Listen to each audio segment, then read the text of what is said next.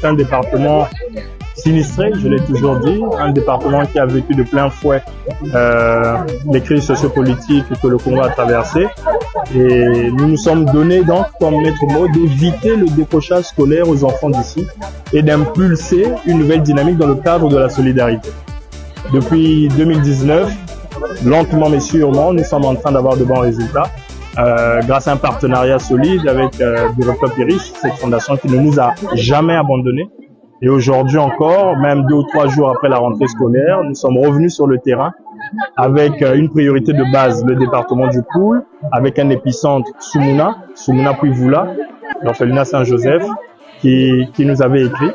Et nous avons donc répondu favorablement aujourd'hui.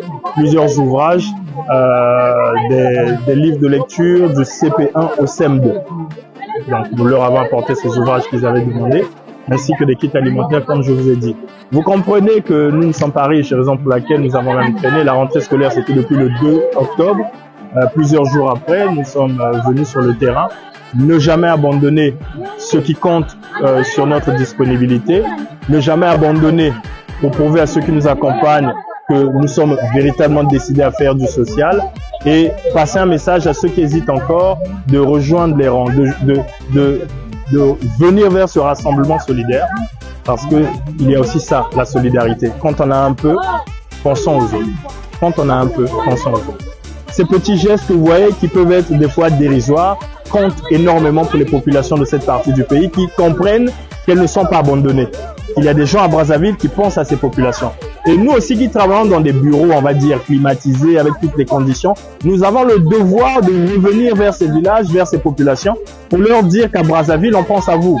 Et donc, tous les jours, nous appelons des partenaires. Certains ne bronchent pas, ne nous accordent aucune importance, mais il y en a d'autres qui croient en nous, c'est 100 000 francs, 10 000 francs pour acheter des sacs, des stylos et venir faire ce geste. C'est vraiment l'occasion, une fois de plus, de dire merci à la Fondation Bureau Iris, mais vraiment qui est resté fidèle à nous. Nombreux nous ont accompagnés au début et ont lâché l'affaire, mais avec Bureau Top, l'association Hop Congo continue à porter du sourire aux gens.